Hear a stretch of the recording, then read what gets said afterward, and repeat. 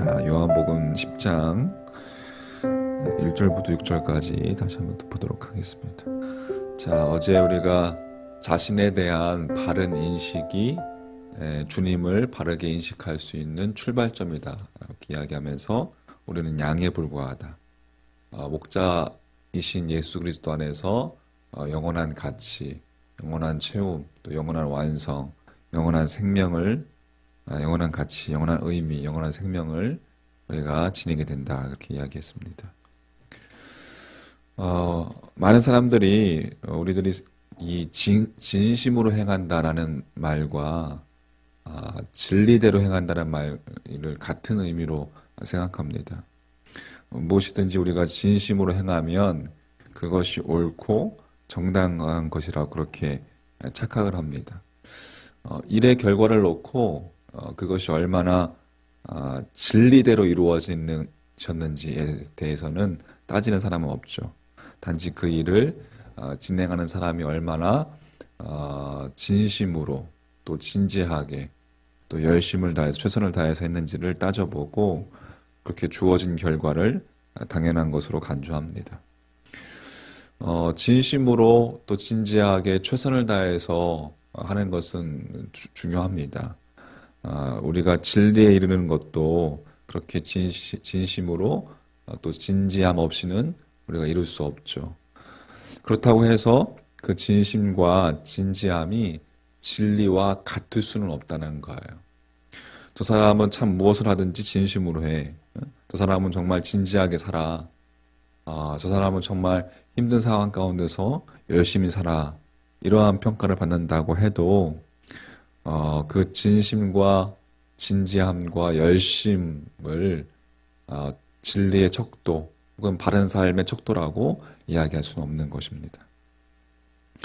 자, 성경에서 보면 정말 진지하게 또 진심을 다해서 열심히 살았던 사람을 들라 하면 사도 바울을 들 수 있어요. 그는 진리를 따라 사는 그리스도인들을 핍박했던 사람이었습니다. 그죠? 바울은 무분별한 자가 아니었어요. 그는 유대인 중에 유대인이었고 가말리아 문화에서 공부한 뛰어난 사람이었습니다. 그렇게 철저하게 진지했고 무엇이든지 자신의 양심에 따라서 진심으로 또 최선을 다해서 행동했던 사람이 사도 바울이었습니다. 그리스도인들을 없이 하는 것, 그것이 그가 생각하기에는 사울일 때 그것이 옳은 정도가 아니라 그것이 자신이 바쳐야 할 바른 삶이라는 것으로 그렇게 결코 의심하지 않았어요. 그래서 어떻게 돼서든지 이 그리스도인들을 잡아다가 감옥에 가두게 만들려는 그러한 사도 바울이 되기 전에 이 사울이 정말 진지하게 진심으로 열심을 다해서 그리스도인들을 핍박했던 것이죠. 어떻게 그렇게 여러분 핍박할 수 있을까요? 자신의 진심과 그 진지함에만 충실했을 뿐, 이 사도 바울은 진리라는 절대적인 표대를 갖고 있지 않았기 때문에 그렇습니다. 그래서 그렇게 그리스도인들을 핍박할 수 있었던 것이죠. 여러분 성경의 신약 성경에 보면 또 베드로라는 인물이 나옵니다. 예수님의 수제자였던 베드로는 어떻습니까? 이 세상 모든 사람이 다 주님을 버린다고 해도 자기 자신은 죽기까지 주님을 쫓겠다, 따르겠다라고 호언장담했던 자가 베드로죠. 하지만 예수님께 십자가 달리실 때 베드로는 2번의 저주가 포함된 3번의 부인을 합니다. 베드로에게 진심이나 혹은 진지함이나 주님을 따르는 열심이 없었기 때문에 그랬을까요? 베드로는 그물을 버려두고 정말 주님을 따랐던 사람입니다. 3년 동안 그것도 누구보다 못지않게 주님을 향한 그런 뜨거움, 열심을 다해서 진지하게 그렇게 주님을 따랐던 자가 베드로였어요. 하지만 그것은 단지 그 주님의 능력을 이용함이었습니다. 참 진리이신 주님을 제대로 인식한 것이 아니라 진리이신 그 주님을 표대로 삼지 않고 눈에 보이는 주님께서 행하시는 눈에 보이는 기적과 또 정치적인 메시아 주님이 왕이 되었을 때에 한 자리 얻고자 했던 그것 때문에 베드로는 주님을 따랐던 것이었죠. 우리가 이렇게 바울과 베드로를 통해서 깨닫게 되는 것은 그들의 진지함과 진심 그리고 열심이 진리 안에 있지 않을 때는, 진리를 표대로 삼고 있지 않을 때는 그것은 단지 인간 자신의 목표를 달성하기 위한 그냥 그것에 불과하다는 것을 우리가 깨닫게 됩니다.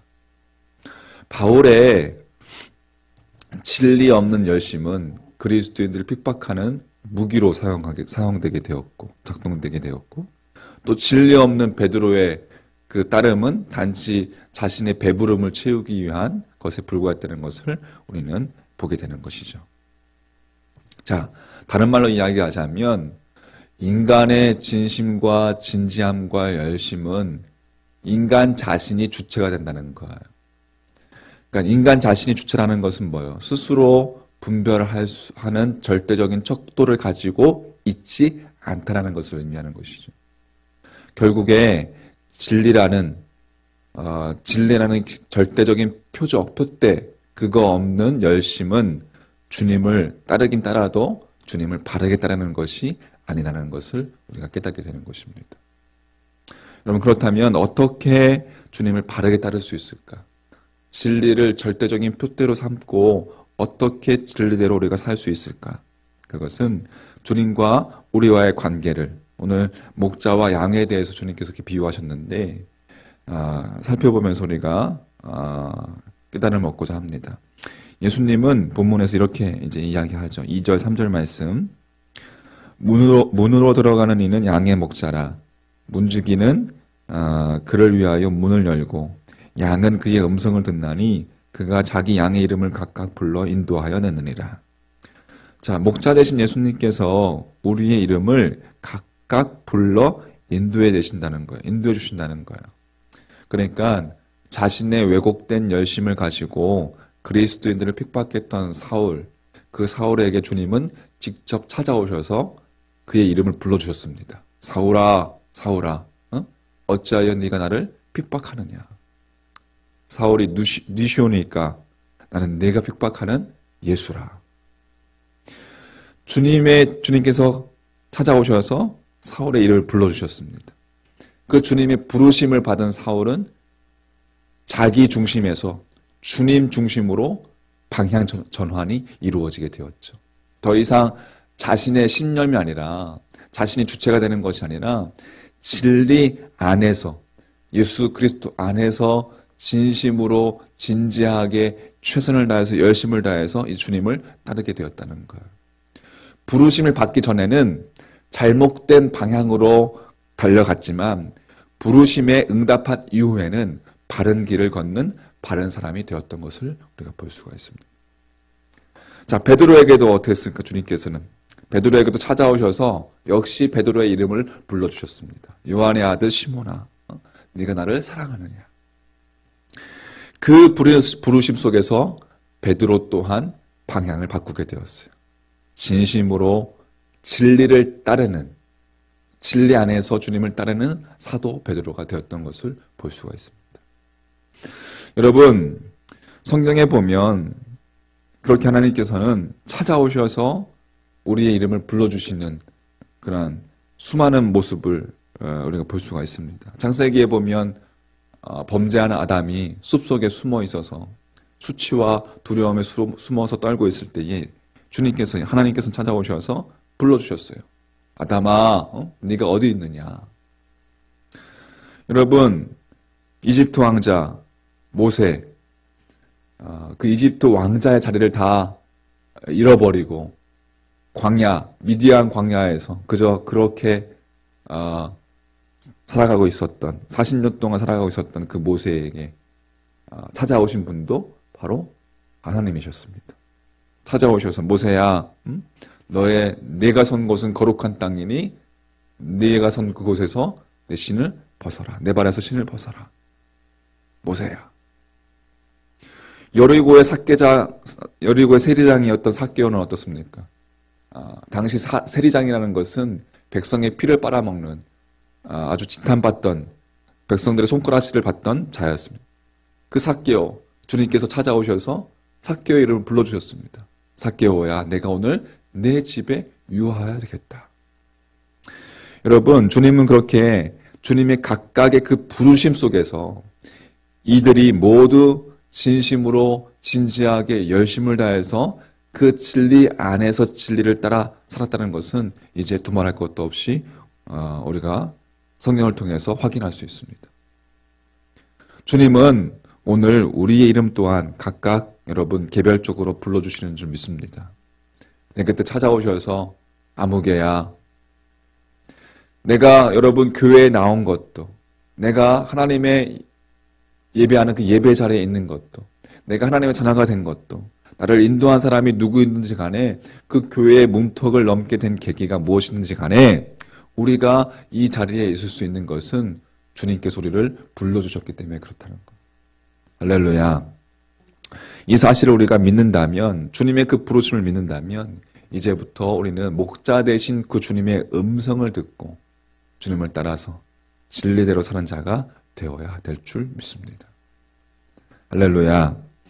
진리대로, 진리 안에서 주님의 음성에 귀 기울일 수 있는 여러분과 저의 믿음 되길 간절히 소망합니다. 아무든지 나를 따라오려거든 자기를 부인하고 날마다 제 십자가를 지고 나를 따를 것이니라. 주님의 음성에 자신을 부인하고 우리 자신이 주체가 되는 것이 아니라, 내가 표대가 되는 것이 아니라 예수 그리스도의 진리를 표대로 삼아 진심으로 그 진리 안에서 진심으로 진지하게 열심을 다해서 주님 따라가는, 우리 예수 따라가는 성도들 다 되시기를 주님의 이름으로 간절히 축원합니다.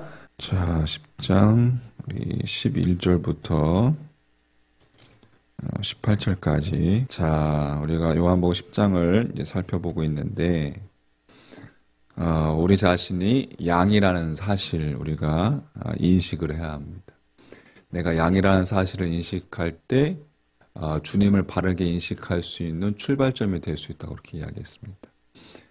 양은 목자의 인도함을 받아야 되고 또 목자의 보호를 받아야 되고 그렇게 이야기를 했죠. 그래서 우리가 그렇게 연약하고 나 스스로 양식을 먹을 수 없고 나 스스로 인생을 살아갈 수 없다는 사실을 우리가 인식할 때에 주님을, 우리의 인생의 주관자 되신 주님을 바르게 인식할 수 있다. 그렇게 이야기를 했습니다. 자, 오늘 우리가 11절부터 18절까지 읽었는데, 그 선한 목자 대신 주님의 지도자 상에 대해서 우리가 좀 묵상할 수 있습니다. 훌륭한 지도자라는 대부분의 사람들은 우리가 생각하기를 사람들을 잘 이렇게 모으고 또 조직을 잘 이끌어가는 그러한 보스, 이렇게 우리가 생각하죠. 하지만 예수님께서는 세상이 이야기하는 그러한 보스와는 다른 참 목자, 참 지도자의 모습을 우리에게 이 세상에 계실 때에 우리에게 보여주셨습니다. 첫 번째는 예수님은 목숨을 버리셨죠. 목숨을 버리는 참 목자라는 사실입니다. 자, 11절. 나는 선한 목자라. 선한 목자는 양들을 위하여 어떻게 하거니와 목숨을 버리거니와. 또 13절에 달아나는 것은 그가 삭군인 까닭에 양을 돌보지 아니함이나 되어 있습니다. 그러니까 선한 목자로서 양을 위하여 목숨을 버리신다. 삭군은 달아난다, 이렇게 되어 있죠. 삭군은 자신의 이익에만 관심이 있어서 양들을 위해서 목숨을 버리기는커녕 돌보지 않는다. 근데 예수님께서는 십자가상에서 우리를 위해서 온 인류를 위해서 목숨을 버리신 참 목자이시다라는 것을 우리가 볼 수가 있습니다. 대부분의 사람들은 그게 세상의 모습이죠. 자신의 이름과 또 이익을 위해서 다른 사람들을 이용하는, 그게 세상의 모습이죠. 그걸 뭐라고 그래요? 약육강식, 그죠? 그리고 잊혀져가는, 이게 세상의 이치고 세상의 원리입니다. 그렇게 해서 높은 자리에 오르고 큰 영향력을 지니려고 그렇게 하죠. 하지만 참 목자의 모범을 보여주신 예수님은 그렇게 십자가상에서 목숨을 버리시면서까지 우리를 위해서 우리를 대속하신 주, 우리를 구속하신 주, 그렇게 바로 예수님이시죠. 그래서 우리는 예수님을 따라가야 될 줄 믿습니다. 자신의 필요와 이익을 위해서 살아가는 것이 아니라 이제 그리스도인, 진짜 그리스도인의 삶은 타인을 위한 삶, 다른 일을 위한 삶. 이게 쉽지는 않죠, 참. 어렵죠. 근데 그게 십자가에서 우리에게 보여주신 참 목자의 모습이라고 할 수가 있겠습니다. 주님과 타인을 위해서 삶을 살려고 애쓰는 그러한 목자의 삶을 닮아가는 여러분과 제 믿음의 모습 되기를 간절히 소망합니다. 자, 두 번째는 영혼을 구원하는 참 목자이시다. 14절 말씀에 자, 나는 선한 목자라 나는 내 양을 알고 양도 나를 아는 것이 아버지께서 나를 아시고 내가 아버지를 아는 것 같으니 나는 양을 위하여 목숨을 버리노라. 또 이 우리에 들지 아니한 다른 양들이 내게 있어 내가 인도하여야 할 터이니 그들도 내 음성을 듣고 한 무리가 되어 한 목자에게 있으리라. 목숨을 버리신 이유는 우리의 목숨을 구원하시기 위해서. 그러니까는 아버지가 자녀를 아끼듯이 예수님은 그 하늘 아버지의 심정으로, 하나님 아버지의 심정으로 자기 양들을 아끼고 보호하고 목숨까지로 버리신다. 그런데 그 양은 교회 안에만 있는 것이 아니라 세상에도 흩어져 있다는 것이죠. 그래서 잃어버린 양들, 죽어가는 양들을 찾아서 그들의 영혼을 구원하기 위해서 주님께서는 오셨다는 사실. 양은 우리가 살펴봤지만 목자의 음성을 듣는다는 거 있죠. 양은 이렇게 눈이 나빠서 방향을 잘 찾지 못한다는 거. 목자의 음성을 듣고 그 소리 자기의 목자의 음성을 듣고 인도함을 받는다는 것이죠. 여러분 소망하기는 우리의 목자 되신 예수 그리스도 주님의 음성을 들을 수 있는 영적인 귀가 열리는 여러분과 제 믿음 되기를 간절히 소망합니다. 또 우리 교회는 그렇게 우리가 교회라는 울타리를 넘어서 세상에서 잃어버린 영혼들, 그 영혼 구원, 이것이 이제 오늘 또 성령 강림절인데 복음을 우리에게 주신 목적, 또 우리가 살아가야 할 삶의 목적, 이유, 우리가 그리스도인으로서 복음 전파, 마지막 지상 명령, 주님께서 주신 마지막 지상 명령이죠.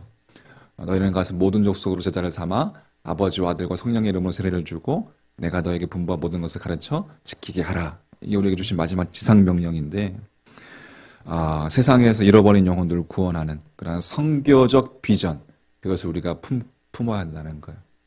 소망하기는 정말 이렇게 수많은 잃어버린 영혼들, 많은 영혼이 아닐지라도 한 영혼이라도 우리가 구원할 수 있는, 주님께로 인도할 수 있는, 품을 수 있는 그런 선교적 비전을 갖는 믿음 되기를 주의 이름으로 축복합니다. 자, 마지막으로 스스로 희생하시는 참 목자이시다. 스스로 보여주신 17절. 자, 내가 내 목숨을 버리는 것은 그것을 내가 다시 얻기 위함이다. 이로 말미암아 아버지께서 나를 사랑하시느니라. 이를 내게서 빼앗는 자가 있는 것이 아니라 내가 스스로 버리노라. 나는 버릴 권세도 있고 다시 얻을 권세도 있으니 이 계명은 내 아버지에게서 받았노라 하시니라. 그러니까 스스로 당신께서 우리를 구원하시기 위해서, 그러니까 하나님, 이 삼위일체 하나님, 성부, 성자, 성령 하나님께서 우리를 태초부터를 구원하시기 위해서 계획하셨고 성자 예수님께서 그것을 십자가상에서 이루셨고 성취하셨고 또 이제 우리의 삶을 성령님께서 우리의 삶을 인도하시는 것이죠. 예수님께서는 억지로 십자가를 지신 분이 아니세요. 어떻게 보면 우리가 깊이 묵상해 보면 십자가를 지신 예수님을 그 마음을 우리가 묵상해 보면 도리어 예수님의 마음은 행복하셨어요. 행복한 예수 그리스도. 누굽니까? 시인. 융동주의 시. 행복한 예수 그리스도에게처럼 이런 19절이 있습니다. 십자가를 지시면서 고통이지만, 아픔이지만, 또 괴로움이지만, 인간적으로. 그러나 그 십자가를 지시면서 주님은 행복하셨어요. 왜? 우리를 구할 수 있는 통로이기 때문에, 능력이기 때문에. 도리어 주님은 행복하셨단 말이에요. 하나님의 뜻에 순종해서 자발적으로 십자가에서 죽기를 선택하신 그 사랑과 희생으로 섬김의 본을 보여주신 주님. 그렇게 주님의 섬김의 본을 보여주신 그 주님의 모습을 따라서 우리도 섬김의 삶을 살아갈 수 있는 그러한 여러분과 저의 믿음 되기를 간절히 소망합니다. 나를 위해서 남을 희생시키는 그게 세상의 방식이죠.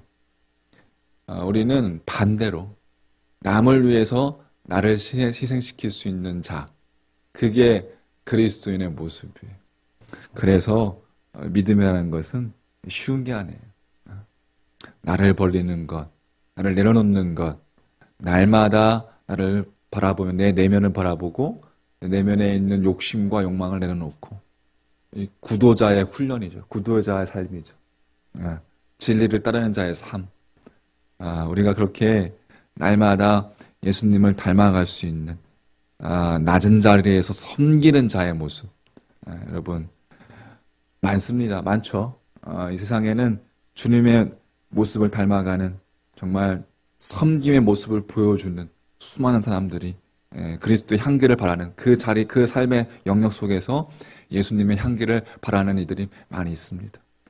우리도 그렇게 자발적으로 섬김의 모습을 보여주신 주님을 따라서 우리가 새 생명을 얻었으니 우리도 그렇게 우리 주변에 있는 여러분 각자의 삶의 영역에 있는 나와 관계에 있는 그 이웃들을 섬길 수 있는 믿음 되기를 간절히 소망합니다. 남이 인정해주지 않아도 상관없습니다. 스스로 기꺼이 섬길 수 있는 자, 그 자가 참 지도자입니다.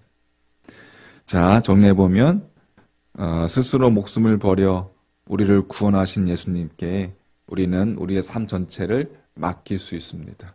왜? 주님이 참 목자가 되시기에, 나는 양이기에, 그렇게 우리의 삶을 주님께 맡길 수 있고 주님을 신뢰할 수 있음을 믿습니다. 주님만이 나의 참 목자이시기에 그분을 따르며 그분을 닮아가는 그러한 지금 자리에 지금 내가 서 있다라는 사실을 우리가 늘 잊지 않고 주님을 닮아가는 믿음의 성숙을 이루는 여러분과 저의 모습 되기를 주님의 이름으로 간절히 축원합니다. 요한복음 10장 14절부터 18절까지 이제 6월 한 달을 이제 또 시작하는데 정말 시간이 참 빠릅니다. 엊그제 5월달 월선 예배 드린 것 같은데 너무 감사드리고요. 6월 한 달도 이렇게 주님 안에서 다 승리하시기를 주님 이름으로 축복합니다. 자, 우리 요한복음 10장을 보고 있는데 오늘 우리의 10장 오늘 14절부터 18절까지 말씀 봤습니다. 우리의 몸은 여러분 이렇게 작은 미세한 세포로 이렇게 이루어져 있죠. 이 미세한 세포는 그 자체로서 생명을 지닐 수 있습니다. 그래서 세포는 이 신체의 여러 가지 성실한 여러 가지 구성원이 될 수도 있고 또 그 자체의 세포 자체에만 생명에만 집착할 수도 있습니다. 다른 세포나 또 몸에는 결코 이렇게 이바지함이 없이 자신만을 위해서 이기적으로 살아가는 세포는 그것은 이제 암세포라고 하죠. 암세포는 자신이 기생하고 있는 그 몸의 생명을 이렇게 갉아먹을 뿐만 아니라 인간의 몸이 죽는 순간에 이 암세포도 죽는다고 사멸한다고 합니다. 세포가 진정 자기 자신만을 사랑하기 원한다면 그렇게 자신만을 아는 암세포가 되어서는 안 되고 다른 세포들과 더불어서 살면서 서로 자신을 나눌 수 있어야 한다고 해요. 그래야지 이렇게 우리의 몸을 구성하고 있는 건강한 세포가 될 수 있다는 것이죠. 인체가 건강할 때 또 우리의 생명 동안 바르게 건강하게 유지할 수가 있는 것이죠. 세포가 건강할 때. 우리의 삶 역시 마찬가지입니다. 우리 각자는 분명 여러분 각자는 개별적인 존재이지만 하나님께서 우리로 하여금 다른 많은 사람들과 함께 더불어 살 수 있도록 우리가 나눌 수 있도록 어떠한 경우에도 자신만을 위해 살아가는 삶이 아니라 나누는 삶을 원하시는 것이 하나님 아버지의 마음인 줄 믿습니다. 그래서 우리는 우리 자신의 생명을 사랑하고 지켜야 하지만 그것으로만 끝나는 것이 아니라 나 자신만을 위해서가 아니라 더불어 살아가는 모든 자들과 함께 나누면서 함께 나누는 삶을 우리가 살아야 한다는 것이에요. 그것이 진정 자기 자신을 사랑하는 길이고 그것이 진정 생명의 길이고 우리가 바르게 건강하게 살아갈 수 있다는 것이죠. 여러분 소망하기는 우리가 그렇게 나누면서 주님의 사랑 안에서 서로 사랑하며 나누며 살아가는 공동체, 그러한 생명의 공동체가 되기를 주님의 이름으로 간절히 축복합니다. 우리의 생명은 물론이고 우리의 자식들의, 우리의 자녀들의 생명 또한 우리가 고귀하게 건강하게 지킬 수 있는 방법이 바로 그런 거예요. 우리가 서로 나눌 때, 서로 섬길 때. 자, 예수님께서는 당신의 공생의 초기에 이 12명의 제자들을 개별적으로 부르셨습니다. 그리고 그들을 다 훈련시킨 뒤에 그들이 그 훈련을 위해서 전도의 현장으로 보내시면서 그들에게 이렇게 말씀하셨어요. 마태복음 10장에 보면 이방인의 길로도 가지 말고 사마리아인의 고을에도 들어가지 말고 오히려 이스라엘 집에 잃어버린 양들에게로 가라. 가면서 전파하여 말하되 천국이 가까이 왔다 해라. 그렇게 제자들을 훈련시키면서 그렇게 보냈습니다. 그렇게 보낸 후로 이제 3년이라는 시간이 함께 지내면서 동고동락하면서 3년이라는 시간이 지났죠. 그리고 부활하신 주님께서 십자가를 지시고 돌아가신 후에 부활하신 주님께서 다시금 이 땅을 이제 떠나서 승천하시기 직전에 하늘로 올라가시기 전에 제자들에게 남기신 마지막 명령, 그게 우리가 우리에게 주신 마지막 지상 명령이라고 하죠. 온 유대와 사마리아와 땅끝까지 이르러 예루살렘과 온 유대와 사마리아와 땅끝까지 이르러 내 뭐가 되라? 증인이 되라. 증인이 되라 하셨습니다. 우리에게 주신 마지막 지상 명령이 먼저 각 개인을 개별적으로 부르시고 그리고 구원받은 그리스도인들을 이스라엘의 집과 그 사마리아 그리고 땅끝까지 그렇게 보내셔서 그렇게 이르게 하시는 그 주님, 한 가지 원칙이 있었습니다. 분명한 원칙을 가지고 계셨어요. 그것은 먼저 개별적으로 부르셨다는 거예요. 모든 인간은 개별적으로 여러분 각자가 구원받아야 합니다. 할렐루야. 구원은 집단적으로 얻지 못해요. 구원은 개별적, 여러분 각 개인이 얻는 거예요. 그러나 그 구원받은 각 그리스도인들은 우리가 주님께로부터 얻은 그 새 생명을 누구보다도 먼저 내 곁에 있는 자들에게, 내 곁에 있는 사람들에게 나눌 수 있어야 한다는 거. 그게 원칙입니다. 그게 원칙이었어요. 그리고 그 생명의 나눔이 이제 그 당시에는 이스라엘의 집의 울타리뿐만 아니라 그 울타리 밖 이방인에게 사마리아로 그 복음이 확산되어야 한다는 거예요. 그러지 못할 때 유대인들을 보십시오. 집단 이기주의가 되는 거예요. 그러지 못할 때 집단 이기주의가 생성되고 그 집단 이기주의는 가장 무서운 암세포와 같은 것이 되는 겁니다. 여러분, 교회라는 곳은 여러분 어떠한 곳이 되어야 할까요? 우리가 우리들 서로 사랑하고 사랑의 공동체가 되고 우리가 똘똘 뭉치는 거 중요합니다. 하지만 거기서만 머물러서 안 되는 거예요. 거기서만 머무르게 되면 집단 이기주의에 빠지는 게 될 수도 있다는 거예요. 우리는 그 다음 단계, 나눔의 단계로 나아가야 된다는 거예요. 세상으로 나아가야 된다는 거예요. 할렐루야. 그게 여러분 중요합니다. 교회가 세상과 소통하고 흘러가는 것. 이제 쉽지 않죠. 어렵죠. 왜 어려우냐? 세상은 이해를 하지 못하기 때문에 그렇습니다. 이해 못하죠. 어떻게 이렇게 이른 새벽에 멀리서 와서 교회 와서 예배를 드리고 하나님께 찬양하고 기도하고 도저히 이해를 못합니다. 세상 사람들은. 믿음이 없는 사람들은 이해를 못해요. 너무 미를 친 거 아니야? 파친 거 아니야? 네. 이해할 수 없죠. 그게 잠겨 있어요, 여러분. 믿음이라는 열쇠로 잠겨 있기 때문에 그렇습니다. 그 믿음이라는 열쇠를 가지고 우리가 열고 넘어갈 때, 우리 신앙의 그 비밀을 알 수가 있는 거죠. 무슨 얘기를 했지? 나누는.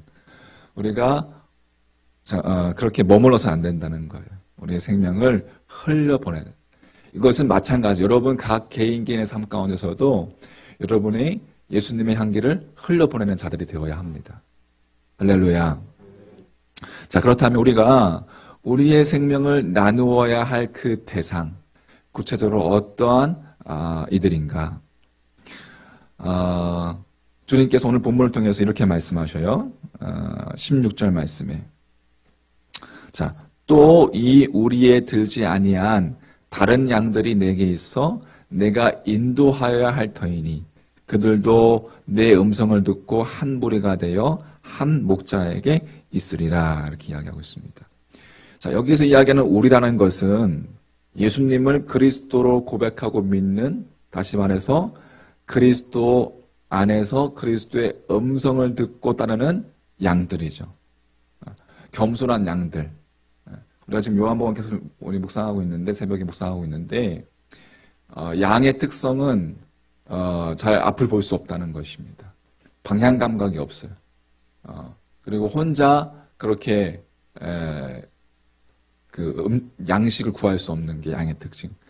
목자가 인도해 줘야 된다는 거예요. 목자가 양을 인도하고 쉴만한 물과 방초동산 좋은 곳으로 인도하고, 양은 그 목자의 무엇을 듣고 음성을 듣고 쫓아간다는 거예요. 그러니까 여러분, 우리는 주님의 음성에 귀 기울여야 됩니다. 할렐루야. 영적으로 여러분 주님의 음성에 귀 기울이며 영적인 귀가 열려야 되는 거예요. 주님의 음성을 듣고 따라가는 거예요. 예수 따라가는 거예요. 그 예수님을 여기서 우리라고 이야기하는 자들, 그렇게 그리스도로 고백하는 겸손한 양들이 모인 믿음의 울타리를 의미하는 거죠. 그 울타리에 들지 아니한 다른 양들이라는 것은 예수 그리스도를 믿기는커녕 부정하고 또 예수님을 저주하는 유대인들을 가리키는 겁니다. 성경에서 지금 이 시대에 필요할 때 예수 그리스도를 따르다가 목적이 이루어지면 주저없이 배신하고 하는 그 이스라엘 무리들을 이야기하는 것이죠. 우상 숭배하고 또 예수님을 능욕하고 책짓질하고 십자가에 못 박았던 당시 로마 군병들, 당시에 우상을 섬기고 또 사도들을 핍박하고 모독했던 이방인들. 그러니까 말하자면 내가 받아들일 수 없는 사람들, 상징적으로 내가 용납할 수 없는 자들, 그들까지도 주님께서는 사랑하셔서 당신의 생명을 나누어 주셨다는 거예요.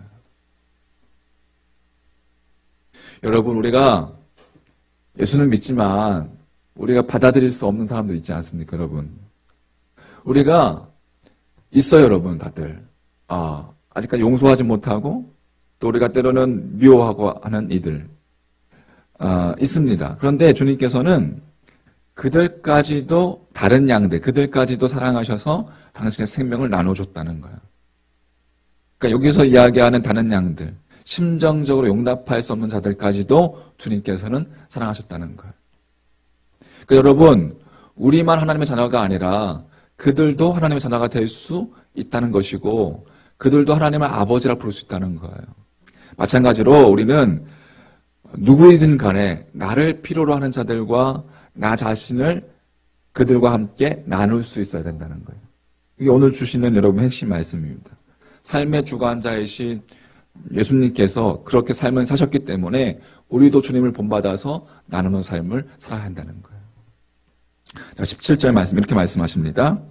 17절 보세요. 내가 내 목숨을 버리는 것은 그것을 내가 다시 얻기 위함이니 이로 말미암아 아버지께서 나를 사랑하시느니라. 주님이 우리에게 나를 살리시기 위해 십자가에 위해서 죽으신 그 사건은 상징적인 사건이 아닙니다. 어떤 추상적인 사건이 아니에요. 구체적이고 2000여 년 전에 있었던 실제적인 사건인 줄 믿습니다. 믿으십니까? 당신의 피와 당신의 살을 우리에게 주셨다는 거예요.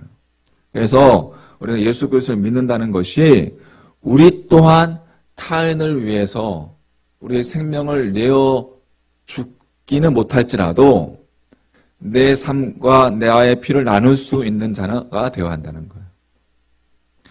그러니까 진정한 사랑이 아낌없이 나누는 것이라면 여러분 우리도 시간과 물질과 마음의 나눔 그것도 우리가 정말 아름답고 그렇게 좋은 것이지만 천하와도 바꿀 수 없는 그 피와 몸을 나누는 그 나눔 가장 아름다운 나눔이고 가장 위대한 나눔이고 가장 고귀한 믿음이 아닐 수 없는 것이죠.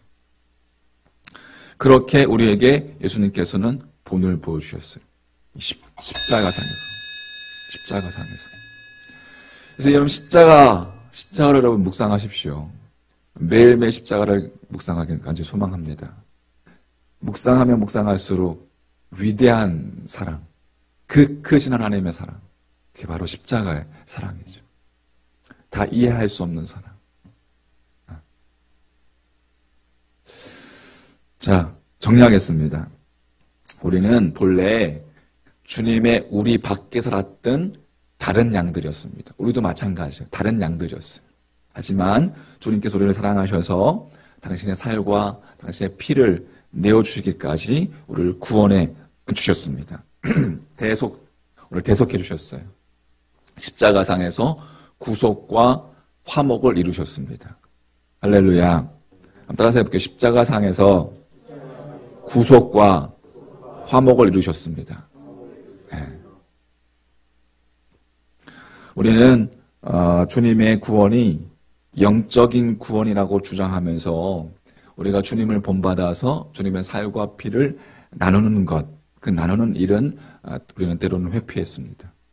소망하기는 여러분 자신의 생명에만 집착하는, 나 자신의 생명에만 집착하는 그런 이기적인 암세포와 같은 존재가 아니라 오직 그리스도 안에서 십자가 안에서 사랑과 나눔을 실천할 수 있는 그러한 그리스도인이 되기를 간절히 소망합니다. 여러분이 언제 어디서 어느 장소에 어디를 가든지 간에 그 예수의 향기가 쫙 흘러가는 그러한 복된 삶이 되어서 주님께 영광 돌리며 주님의 복음을 그렇게 흘러보낼 수 있는 전파하는 그런 귀한 믿음의 삶이 되시기를 주님의 이름으로 간절히 축원합니다. 요한복음 10장 19절부터 29절까지 1절부터 이 18절까지 주님께서 언제나 우리의 목자가 되어주시고 또 양의 문이 되신다는 것에 대해서 주님 자신이 설명했습니다. 그렇게 주님의 말씀이 끝났을 때 그 반응을 이제 19절에서 20절 이렇게 전해주고 있죠.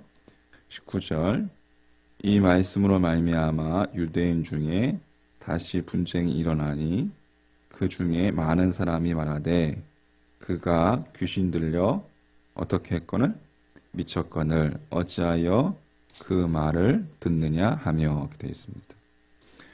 그러니까 그 자리에 있던 이 대다수의 사람들은 주님을 가리켜서 귀신 들린 미친 자로 그렇게 단정을 한 것이었습니다. 그동안 이렇게 나는 선한 목자다, 또 나는 양의 문이다, 또 나는 양을 위해서 내 목숨을 버린다. 이 우리에 들지 아니한 다른 양들도 내가 인도할 것이다, 인도할 터이다.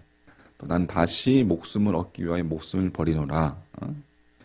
이와 같은 주님의 말씀을 이들은 이해하려 들지도 않았고, 또 유대인들은 그같이 허황된 말을 하는 자라면 분명히 미친 자일 것이다.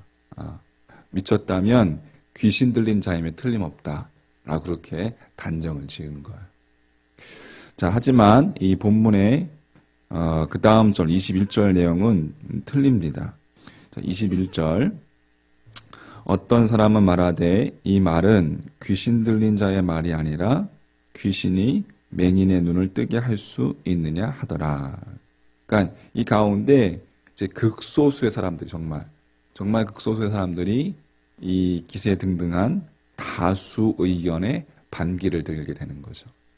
만약에 예수님께서 정말로 귀신이 들렸다면 어떻게 그런 자가 소경의 눈을 뜨게 할 수 있겠느냐라는 것이. 여기서 여러분 소경이라는 것을 두말할 것도 없이 이제 요한복음 9장에 등장했던 소경, 눈 먼 자, 태어날 때부터 소경이었던 자. 주님께서 이제 실로암 못에 가서 눈을 씻게 하심으로 눈을 뜨게 해주셨죠. 자, 그 소경을 가리키고 있습니다. 하지만 이 본문에 귀신이 소경의 눈을 뜨게 할 수 있느냐라는 이 말은 단순히 육체적인 눈을 뜨게 할 수 있는 것만을 의미하지는 않는다는 거예요. 왜냐하면은 여러분 요한계시록에 보면 귀신들도 이 육체의 눈을 뜨게 하는 그러한 내용이 있습니다. 그러니까 병을 고치는 그저 우리의 질병을 고치는 정도의 그 이적은 얼마든지 귀신들도 행할 수 있기 때문에 그렇습니다. 자, 그러므로 귀신이 소경의 눈을 뜨게 할 수 있느냐라는 이 말의 참 뜻은 귀신이 혹 이 소경의 육체의 눈은 뜨게 할 수 있을지언정 그렇게 할 수 있지만 어찌 그 마음과 그 영혼의 눈을 뜨게 할 수 있겠느냐라는 그런 의미로 여러분 해석을 해야 합니다. 귀신은 절대로 주님을 향한 그 영혼의 눈을 뜨게는 할 수 없는 것이죠. 할렐루야. 자, 그러면 그 소수의 이 무리들이 그 소경의 눈은, 영혼의 눈이 띄었다는 것을 어떻게 알았을까? 그것은 이 소경의 삶이 변했기 때문에 그렇습니다. 우리가 성령님이 임하시면 우리의 생각이 변하고 우리의 행동이 변한다고 그렇게 이야기했죠. 소경의 부모조차 이 유대교에서 출교당할 것을 두려워해서 그냥 가서 저기한테 물어봐라. 그렇게 모른 체 하는 상황 속에서 자신의 눈을 뜨게 하신 이 분이 주님이라는 사실을 주저없이 거듭 유대인들 앞에서 잘못하면 정말 자신의 목숨도 날아갈 수 있는 그들 앞에서 증언했을 뿐만 아니라 또 주님을 믿고 고백하고 따르기 시작했던 것입니다. 이 모든 것은 그의 영혼의 눈, 그의 심령의 눈, 영혼의 눈을 뜸이 없이는 눈을 띄어진 그 영혼의 눈이 띄어지지 않았으면 불가능한 일이었던 것이죠. 자, 이처럼 변화된 그 소경을 통해서 오늘 본문 속에 이 소수의 무리, 그들 역시 이 땅에 인간의 몸을 입으시고 오신 예수 그리스도, 그리고 구원자이신 예수님, 또 하나님의 아들이신 그 주님을 만나고 그분에 대해서 영혼의 눈이 뜨게 되었던 것을 우리가 볼 수가 있습니다. 자, 소수에 지나지 않았지만 이들은 예수님이 귀신 들렸다고 단정하는 그 다수의 유대인들을 향해서 귀신이 소수의 그 눈을 뜨게 할 수 있냐, 그 영혼의 눈을 뜨게 할 수 있느냐라고 담대히 그들을 향해서 질책하는 것을 우리가 볼 수가 있습니다. 자, 거기 21절 다시 한번 보면 어떤 사람은 말하되, 소수의 의견, 어떤 사람은 말하되, 이 말은 귀신 들린 자의 말이 아니라 귀신이 맹인의 눈을, 그 심령의 눈을, 그 영혼의 눈을 뜨게 할 수 있느냐라는 것입니다. 자, 우리 사람들은 이적을 보면 다 믿을 수 있을 것이라고 생각하지만 여러분 그렇지 않습니다. 바로 눈앞에서 이적을 봐도 믿지 않고 싶은 마음이 없으면 안 믿어요. 그게 인간입니다, 여러분. 그게 인간입니다. 속임수일 거야. 아닐 거야. 예수님의 이적을 보고 그분의 말씀을 들었던 많은 사람들이 반드시 그분을 믿고 그분 예수님을 따랐다는 것은 아니었습니다. 본문의 유대인들처럼 예수님이 하신 모든 사역과 그 말씀을 그들이 경험했음에도 불구하고 의심하고 믿지 않는 사람들이었어요. 한마디로 불신앙 앞에서는 뭐 어떠한 것도 어떠한 증거도 효력이 없다는 것을 우리가 말씀을 통해서 보게 됩니다. 따라서 여러분 예수님께 대한 태도, 예수님께 대한 믿음의 태도는 여러분 어떻게 예수님을 대하느냐라는 그 태도는 그 사람의 영적인 정체성과 그 사람의 영적인 상태를 볼 수 있는 것을 보여준다는 것을 우리는 깨닫게 되는 것입니다.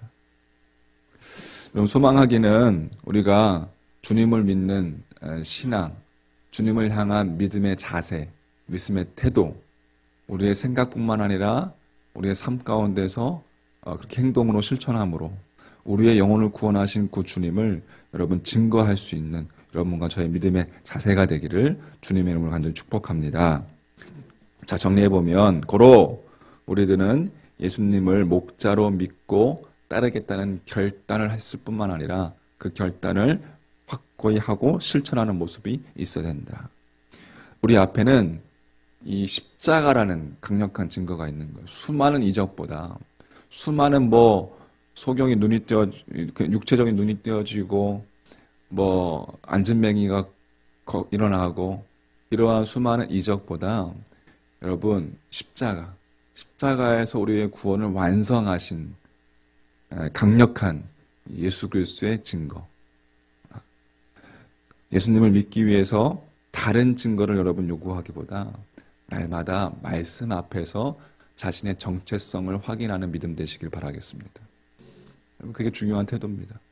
하나님의 말씀 앞에 서는 거예요. 말씀이 자신의 영적인 상태를 지적하고 또 나를 드러낼 때, 내 안을 드러낼 때에 즉시 그 성령님의 그 인도하심 가운데 정직하게 인정하고 또 순종할 수 있는 여러분의 믿음 되기를 간절히 소망합니다. 말씀은 우리의 심령 골수를 쪼개기까지 한다고 그러잖아요. 말씀이 여러분 우리 안에 내면을 흔듭니다. 부딪힘이 있습니다. 그것은 말씀이 살아있다는 거예요. 그 부딪힘 가운데 우리가 주님을 바라보면서 우리의 심령을 변화시키시고 또 우리가 주님께 속한 하나님 나라의 백성으로서 하나님의 나라와 그 의를 위해서 여러분 사용되는 여러분과 저의 삶이 되기를 간절히 소망합니다. 하나님의 나라의 백성의 모습을 드러내는 것, 그것이 우리의 믿음이 되어야 된다. 우리의 믿음의 자세가 되어야 된다. 그것을 잊지 말고 기억하는, 그리고 주님을 따라가는 여러분과 저의 모습, 믿음 되기를 우리 주님의 이름으로 다시 한번 간절히 축복합니다. 아멘. 기도하겠습니다. 복음 10장 22절부터 27절까지 사람은 누구나 단점과 장점, 또 부정적인 면과 긍정적인 면을 함께 가지고 있죠. 그래서 은연중에 우리들의 모습은 다른 이들에게 흘러가고 또 특히 이 부모의 모습은 자식들에게 그대로 흘러갑니다. 우리가 성장하면서 이렇게 불현듯 부모님의 모습과 똑같은 그 모습의 자신을 발견하고는 우리가 놀랄 때가 있습니다. 절대로 이렇게 닮지 않으려 하나 자신도 모르게 이미 부모를 닮아 있는 것, 이것이 부모와 자식 간의 관계이죠. 모든 부모가 그래서 반드시 이 진리를 따라서 살아야 할 이유가 거기에 있습니다. 왜냐하면 지금 나 자신의 모습이 곧 미래에 내 자식의 모습일 수 있기 때문에 그렇습니다. 아브라함이 극심한 흉년을 피해서 이집트로 갔을 때 우리가 알다시피 아브라함이 제일 먼저 한 것은 자기 아내 사라를 누이 동생이라 속인 것이었습니다. 이집트인들이 자신들이 죽일까봐 이 질에 겁을 먹고 아내를 누이라고 속이면서 자신의 목숨은 건질 수 있다는 그러한 얄팍한 그런 계산이었죠. 그렇게 아브라함은 두 번씩이나 그렇게 아내를 누이라고 속였습니다. 그런데 그로부터 몇십 년 후에 아브라함의 아들 이삭이 흉년이 들어서 이 블레셋으로 갔어요. 그리고 그곳에서 자기 아버지와 똑같이 자기 아내를 또 누이라고 속입니다. 이유 역시 똑같았습니다. 이 블레셋 사람들이 자기를 죽일까봐. 아내는 어떻게 되더라도 자기만 살면 된다는 그런 비겁한 또 얄팍한 그런 계산이었습니다. 그렇게 아버지 아브라함의 부정적인 면이 아들 이삭의 삶 속에서 그대로 담습되고 있다는 것을 우리 성경을 통해서 우리는 보게 됩니다. 자, 이러한 관점에서 부모는 내 자식의 미래의 모습이고 또 자식은 부모의 옛 모습이고 부모는 자식의 원형이고 자식은 부모의 복사판이다. 이렇게 이야기할 수가 있겠죠. 그런데 부모 자식의 관계는 그렇게 부정적인 면과 동시에 또한 긍정적인 면, 소망과 희망이 넘치기도 해요. 부모의 밝고 긍정적인 면도 우리 자식들이 보고 배우고 진실된 면, 그 역시 그대로 자식의 삶 속에서 나타날 것이기 때문에 그렇습니다. 아내를 누이라고 속였던 아브라함이 평생 비겁하고 무책임하게 산 것은 아니었습니다. 아브라함이 한때 자신의 잘못을 깨닫고 다시 일어나서 하나님의 말씀을 쫓아서 살았습니다. 하나님의 부르심을 받은 믿음의 조상답게 그렇게 신실하게 살았죠. 그와 같은 아브라함의 그 삶의 모습을 아들 이삭이 보고 배웠습니다. 그래서 이삭 역시 잘못을 뉘우치고 평생 아브라함처럼 하나님과 함께 동행했고 또 그 또한 후손들을 위해서 믿음의 본을 보이는 삶을 산 것을 우리가 볼 수가 있습니다. 자, 예수님께서는 마태복음 1장 23절 말씀처럼 우리와 함께 하시기 위해서 이 땅에 오신 임마누엘 하나님이십니다. 믿으십니까? 그러므로 예수님과 이 제자들의 관계는 단순히 스승과 제자의 관계가 아니라 오히려 이렇게 아버지와 자식의 관계, 그렇게 볼 수가 있겠죠. 오늘 본문 요한복음 10장 22절 말씀 시작하면서 예루살렘에 수전절이 이르니 때는 겨울이라 이렇게 기록되어 있습니다. 수전절이라는 것은 닦을 수 혹은 다스릴 수, 또 전은 큰 집 전, 때는 절. 그래서 문자 그대로 성전을 새로이 수리하고 단장한 것을 축하하는 절기, 그게 바로 수전절이라고 합니다. 기원전 2세기 이제 이스라엘의 지배자였던 그 시리아의 왕 안티오쿠스 에피파네스, 유대인들을 막 핍박했습니다. 그리고 예루살렘 성전을 파괴하고 심각하게 더럽히기까지 했어요. 그래서 마침내 주전 165년경에 이 전설적인 인물인 이 마키베오스가 이 시리아 세력을 몰아내고 성전을 다시 수축하고 새로이 하나님께 봉헌을 하게 됩니다. 그 이후에 이스라엘 사람들이 그날을 한우카, 즉 수전절이라 명명하고 이제 유월절 또 오순절과 더불어서 이스라엘의 3대 명절로, 큰 명절로 그렇게 지키게 되었습니다. 그런데 오늘 본문 22절은 그때가 시기적으로 겨울이었음을 강조하고 있습니다. 때는 겨울이라. 이스라엘의 겨울도 마찬가지로 춥습니다. 이렇게 중동 지방 우리가 더울 것이라 생각하지만 겨울철에는 또 추워요. 저도 크리스마스 이브 때 베들레헴에 있었는데 완전 추웠습니다. 겨울 추운 그 날씨에 수전절. 자, 수전절에 주님께서는 성전에서 무엇을 하고 계셨을까요? 그 다음 23절에 보면 예수께서 성전 안 어디에서? 솔로몬 행각에서 거니시니 이렇게 되어 있습니다. 솔로몬 행각에서 거니시니. 솔로몬 행각이라는 것은 이제 예루살렘 성전 바깥 동쪽, 동편에 위치한 행각이었습니다. 그러니까 행각이라는 것은 좌우에 기둥을 세우고 그 위에 이렇게 지붕만을 텐트처럼, 그러니까 뚫린 텐트처럼 지붕만을 얹어서 그 가운데가 통로가 되는 구조. 그래서 기둥과 지붕은 있지만 이 벽이 없기 때문에 헌데나 마찬가지인 것이죠. 주님께서 그 추운 겨울날 그 추위와 바람을 피해서 집안에서 쉬고 계신 것이 아니라 겨울 바람이 몰아치는 그 가운데 솔로몬 행각에 거니셨다라고 그렇게 기록되어 있어요. 무슨 이야기입니까? 추위와 상관없이 정말 한 영혼이라도 예수님께서는 복음을 전하기 위해서 진리의 말씀, 생명의 말씀을 전하기 위해서, 깨우쳐 주시기 위해서 그렇게 다녔던 것을 볼 수가 있죠. 그 솔로몬 행각에서 정말 진리를 온몸으로 증거하시는 그 주님의 모습을 한번 상상해 보십시오. 참으로 감동으로 다가옵니다. 추운 겨울날 주님께서 솔로몬 행각에서 진리를 전하는 모습. 그 진리를 전하는 그 순간에도 제자들은 그 주님을 바로 알지 못했습니다. 정말 우리를 구원하시는 구원자 메시아로 알지 못했죠. 주님의 말씀에 그 진리의 말씀의 의미도 몰랐고 제대로 주님을 이해하지도 못했습니다. 무엇보다도 정말 하나님의 아들이시라면서 왜 십자가에서 무기력하게 그렇게 죽으셔야만 하는지 그들은 도저히 수긍할 수가 없었습니다. 그래서 그들은 가장 그 결정적인 순간에 십자가를 지실 때 주님을 배신하는 배신자가 되고 말았던 것이죠.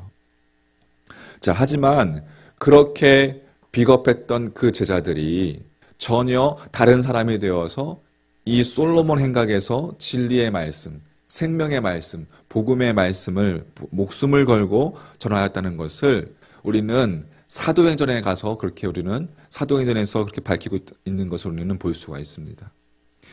자, 한번 사도행전 한번 보실까요? 사도행전 3장 11절 말씀 한번 보십시다. 사도행전 3장 11절 말씀. 자, 한번 볼게요. 11절. 나은 사람이 베드로와 요한을 붙잡으니 모든 백성이 크게 놀라며 달려나아가 어디라? 솔로몬의 행각이라 불리는 행각에 모이거늘.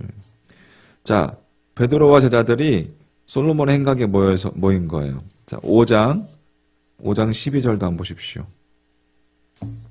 그곳에서 모여서 그들이 진리의 말씀을 전하기 시작합니다. 그러면서 5장 12절 말씀도 한번 보겠습니다. 같이 한번 읽어볼까요? 5장 12절 시작. 사도들의 손을 통하여 인간의 표적과 기사가 많이 일어나매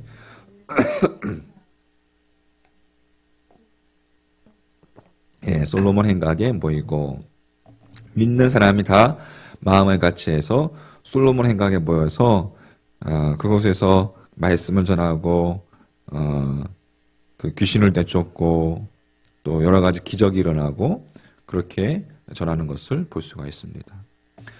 주님께서 살아계셨을 때에 주님을 정말 바르게 이해할 수도 없었고 주님께서 십자가 지시는 것에 대해서 납득할 수 없었던 이 제자들이 그리고 주님을 또 배신하고 말았던 이 제자들이 어떻게 추운 겨울날 솔로몬 행각에서 진리를 가르치시던 그 주님을 똑같이 닮아갈 수 있었을까요?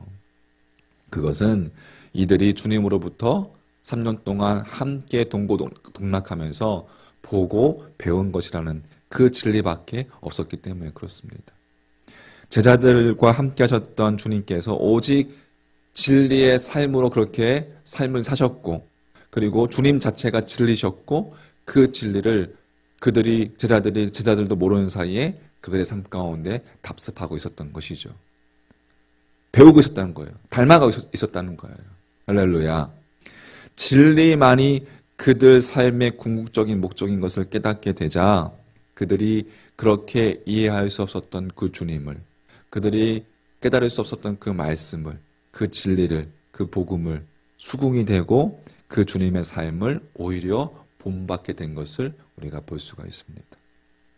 그들이 주님처럼 솔로몬 행각에서 진리를 전할 수 있었던 그 동력은 그들 자신이 아니라, 그들의 힘이 아니라 바로 주님이셨기 때문에, 주님이셨습니다. 그 주님의 모습이었던 것이죠. 주님의 삶이었던 것이죠. 우리는 여기서 아주 귀중한 메시지를 우리가 묵상하게 됩니다. 우리의 삶은 우리가 이 세상을 떠난 뒤에도 이 땅에 있는 후손들에게 전해지게 된다는 것이죠. 그들에게 흘러간다는 거예요. 그들을 바로 세울 수 있다는 겁니다. 그러므로 당장 이 진리의 거울 앞에, 주님의 모습 앞에 나 자신의 모습을 비추어 보아야 합니다. 지금 그 모습이 정말 우리의 사랑하는 자녀들의 미래의 모습이라는 것. 자녀를 우리가 사랑한다면 내가 먼저 진리 앞에 서야 한다는 거예요. 할렐루야. 내 삶의 영역이 온통 여러분 솔로몬의 행각이 되게 만들어야 합니다. 지금 자녀가 이해하지 못해도, 지금 자식이 납득하지 못해도 왜 우리 부모님들은 그렇게 사셔? 왜 새벽기도 진리에 그렇게 하나님께 예배하며 나아가는지, 즉 그 진리의 길을 포기하지 아니하고 그렇게 주님을 우리가 따라갈 때에 우리의 자녀들이 언젠가는 그들도 반드시 솔로몬 행각에 서게 될 것이라 믿습니다. 할렐루야. 정리합니다. 우리는 우리 자녀들의 미래의 모습을 그릴 때, 자녀들이 그림을 잘 그린다면 화가가 되려고 하나, 혹은 공부를 잘하면 학자가 되려고 하나, 혹은 운동을 잘하면 운동선수가 되려고 하나, 그렇게 우리가 생각합니다. 그들의 소질을 통해서 그들이 무엇이 되려고 하는지 우리는 그렇게 생각합니다.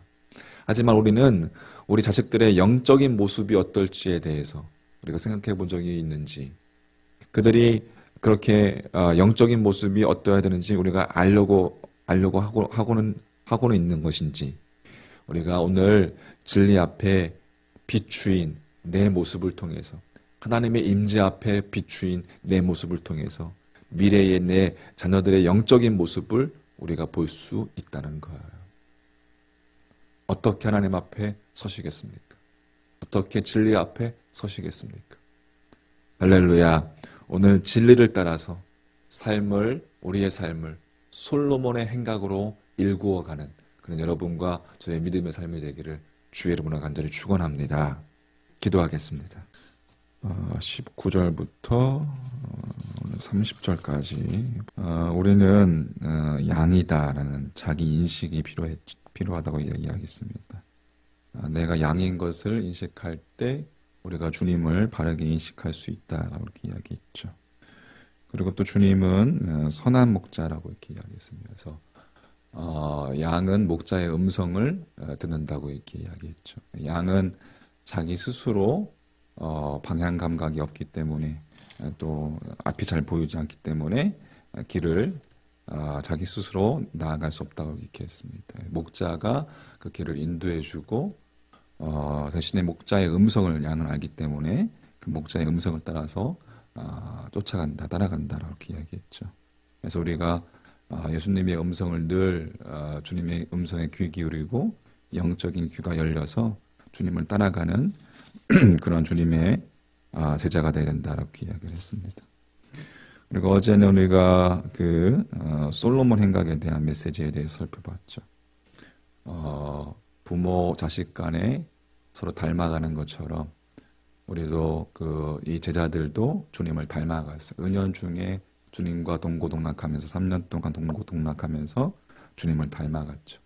그래서 사도행전에 보면 솔로몬 행각에서 주의 말씀을 선포하고 진리의 말씀을 선포하는 모습, 주님께서 세상에 계셨을 때에 그 솔로몬 행각에서 외쳤던 그 모습을 닮아가는 모습을 보았죠. 그래서 우리도 지금 우리의 모습이 미래의 자녀의 모습이다라고 이렇게 이야기를 했어요. 그래서 우리가 하나님 앞에, 진리 앞에 부모가 먼저 바르게 설 때 자녀들도 미래의 우리의 모습을 보고서 하나님 앞에 그들도 설 수 있다라고 이렇게 이야기를 했습니다. 자, 오늘은 참 목자와 그 양이라는 제목으로 한번 말씀 나누고자 하는데, 똑같은 사실과 똑같은 일에 대해서 그 반응이 서로 다른 경우가 적지 않습니다. 예수님에 대한 이 사람들의 반응도 마찬가지였어요. 예수님의 사역과 그 말씀에 대해서 서로 다른 반응을 보였습니다. 왜 그렇게 서로 다르게 반응했을까? 자, 오늘 19절부터 다시 한번 보겠습니다. 19절부터 보시면 이 말씀으로 말미암아 유대인 중에 다시 분쟁이 일어나니 그 중에 많은 사람이 말하되 그가 귀신 들려 미쳤거늘 어찌하여 그 말씀을 듣느냐 하며 어떤 사람은 말하되 이 말은 귀신 들린 자의 말이 아니라 귀신이 맹인의 눈을 뜨게 할 수 있느냐 하더라 되어 있습니다. 우리가 살펴봤듯이 예수님께서는 목자와 양의 비유로 그렇게 진리를 선포하셨습니다. 이 진리의 말씀을 들으면서 유대인들은 이제 상반된 반응을 보이게 되죠. 예수님을 귀신 들린 자로 여기며 왜 그분의 그 말을 듣느냐라고 그렇게 이야기하는 사람들도 대부분의 그런 사람들이 이렇게 많았습니다. 그리고 반면에 주님의 말씀과 주님께서 행하신 그 일들을 진지하게 받아들이는 사람들도 있었습니다. 여러분 오늘날도 마찬가지죠. 빛으로 오신 예수님, 어두운 가운데에 참 빛으로 오신 그 예수님을 그냥 거절하고 여전히 그 어두움 가운데 거하는 사람도 있는가 하면 그분을 정말 믿음으로 영접해서 그 참 빛 그 안에 들어간 사람들도 있다는 것이에요. 전자에게 있어서는 예수님은 매우 불편하고 매우 성가실 존재이지만 주님을 영접한 자들은 빛을 믿고 그 안에 거하는 자들은 예수님은 사랑과 섬김의 대상인 것이죠. 진리이신 예수님은 우리에게 영접과 또 배척 이 두 갈래의 길을 제시하십니다. 그 선택 여러분 어떠한 것을 선택하시겠습니까? 그 선택이 우리의 영혼을 결정하게 되는 거예요. 영접하느냐 아니면 배척하느냐. 여러분 소망하기는 날마다 주님을 우리의 구원자로 우리의 그리스도로 영접하는 자의 길 앞에 서시기를 주님의 이름으로 간절히 축복합니다. 주님을 영접하는 자. 따지고 보면 여러분 내게 주어진 내가 주님을 믿는 것도 따지고 보면 주님께서 믿게 해주셨기 때문에 믿게 되는 거죠. 그렇습니다, 여러분. 우리가 믿음 생활 오래 하다 보면 내가 믿은 것도 따지고 보면 하나님의 은혜인 것이죠. 하나님께서 믿음을 주셨기 때문에 믿게 되는 거예요. 아무튼 소망하기는 날마다 주님을 영접하는 믿음 되시기를 간절히 소망합니다. 22절부터 또 26절 보시면 자, 이제 그렇게 수전절날 솔로몬 행각에서 예수님께서 거니시면서 24절 유대인들이 에워싸고 이르되 당신이 언제까지나 우리 마음을 의혹하게 하나이까 그리스도이면 밝히 말씀하소서 하니 예수께서 대답하시되 내가 너희에게 말하였으되 믿지 아니하는도다. 내가 내 아버지의 이름으로 행하는 일들이 나를 증거하는 것이거늘 너희가 내 양이 아님으로 믿지 아니하는도다. 이렇게 말씀하셨습니다.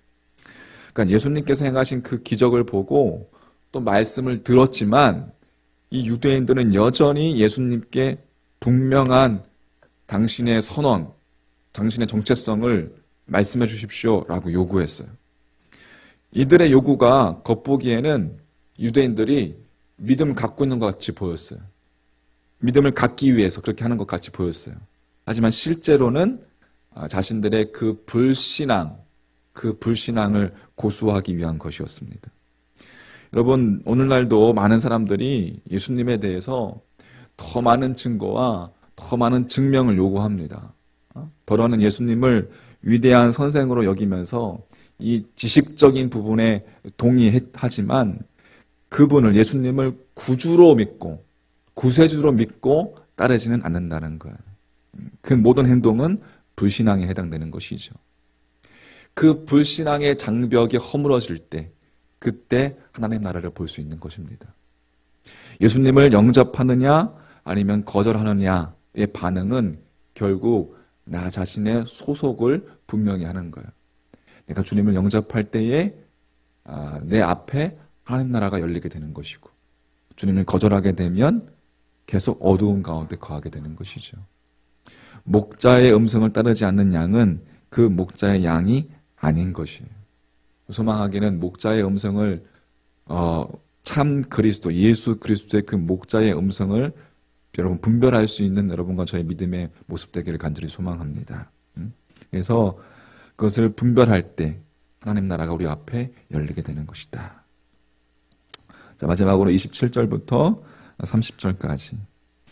내 양은 내 음성을 들으며 나는 그들을 알며 그들은 나를 따르느니라. 방금 이야기했죠?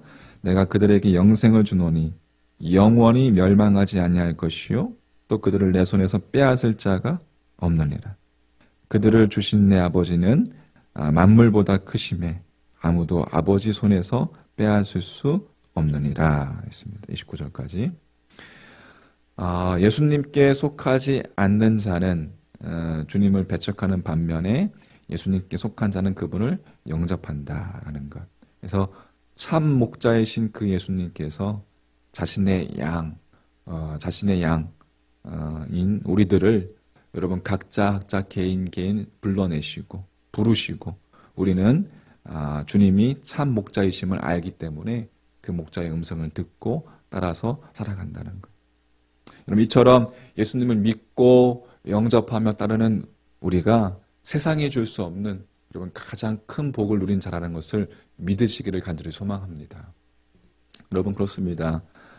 이 땅에서 영원으로 이어지는 영원한 생명, 그것이 성도가 누리는 가장 큰 복인 거예요. 영원한 생명을 주신 것이 가장 큰 복인 것입니다.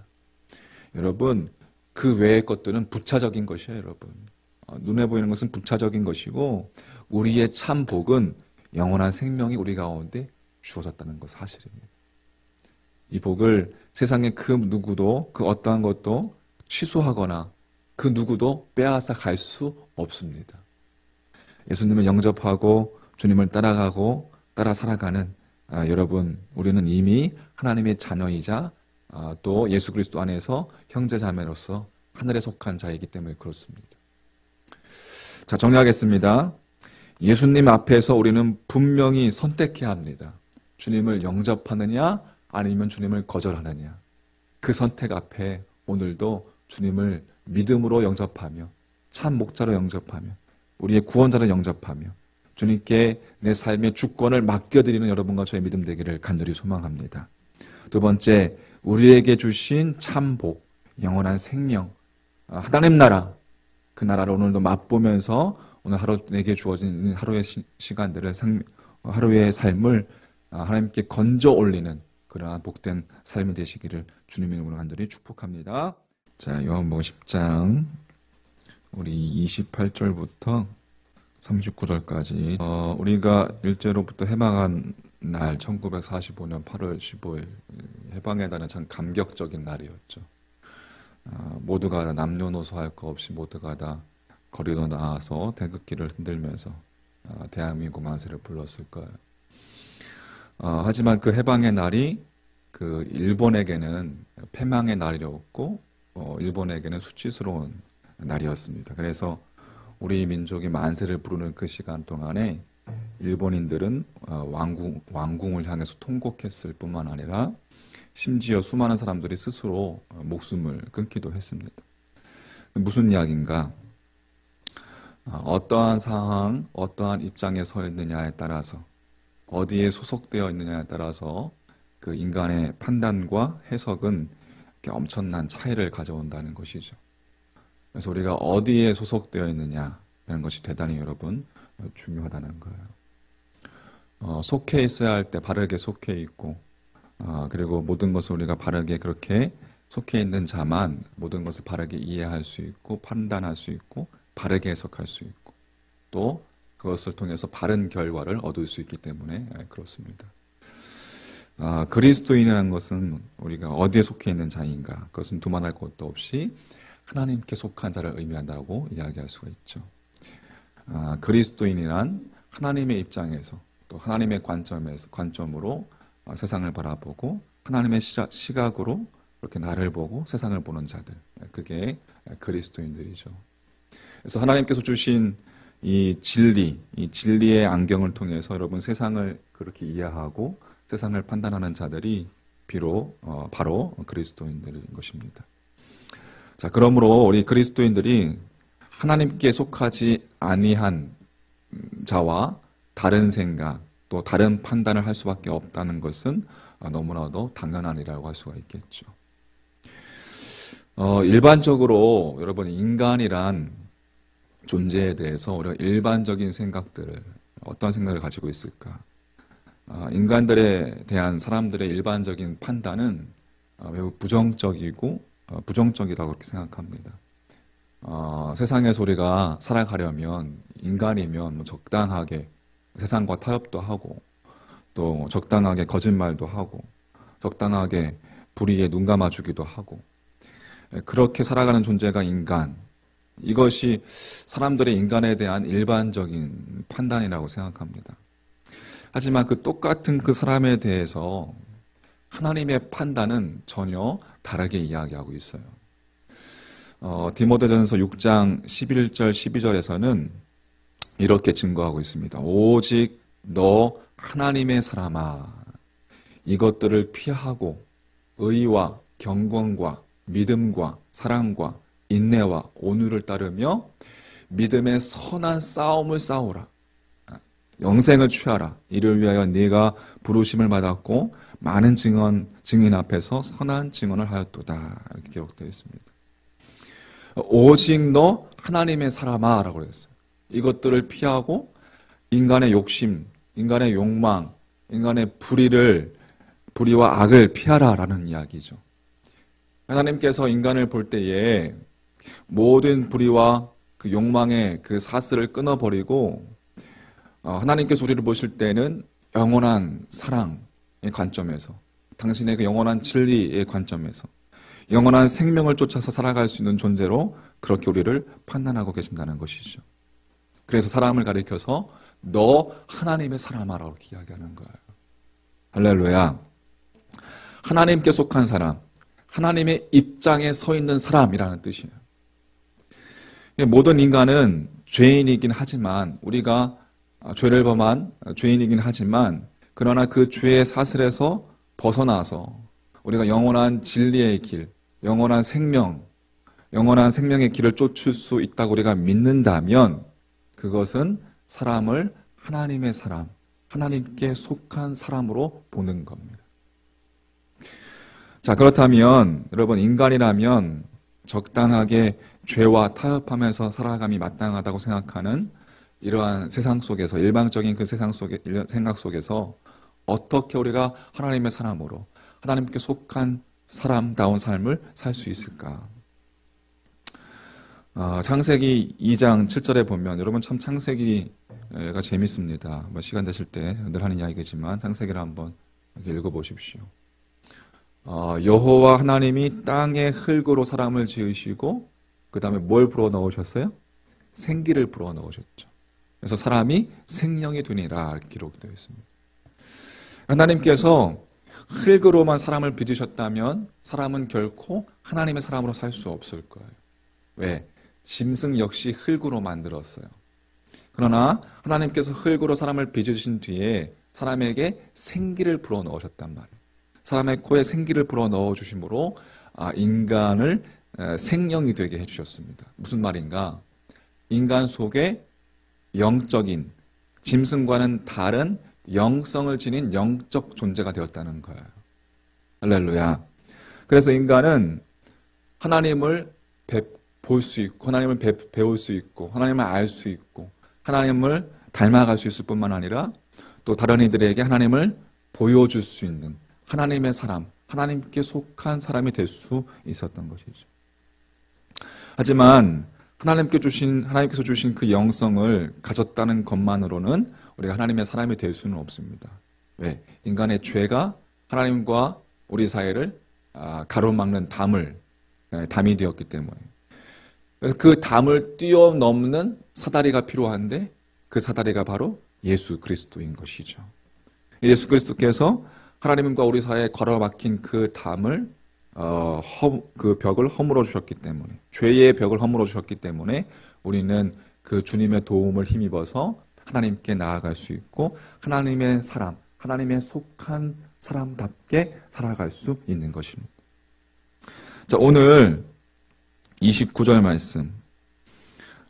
그들을 주신 내 아버지는 만물보다 크심에 아무도 아버지 손에서 빼앗을 수 없느니라 기록되어 있죠.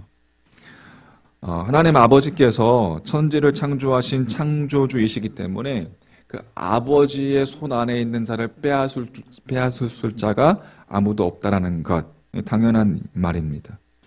그런데 28절에서 예수님께서 이렇게 말씀하셨어요.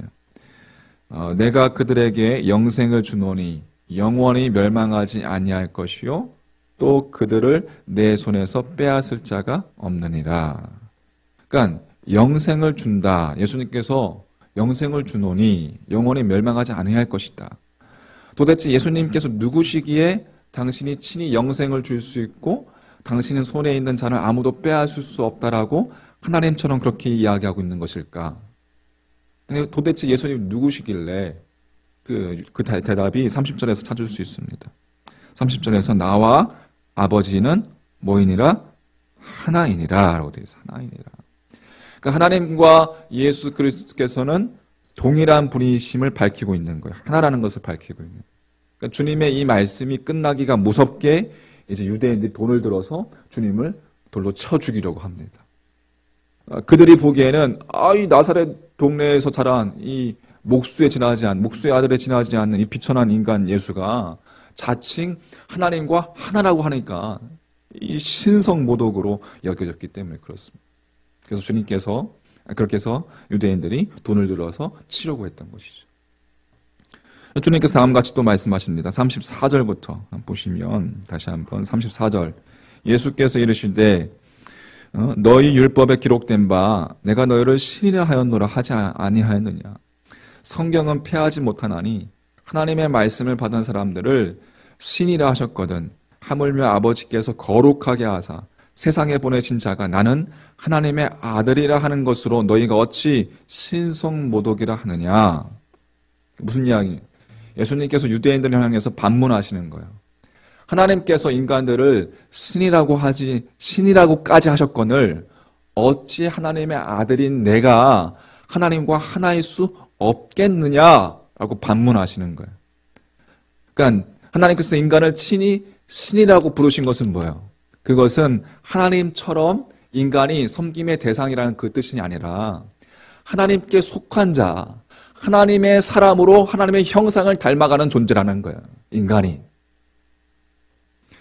예수 그리스도께서 하나님과 우리를 연결시켜주는 다리가 되셨기 때문에 우리는 그리스도 안에서 하나님께서 창조하신 하나님의 영적인 존재로 하나님의 형상을 닮아가는 자인 것이.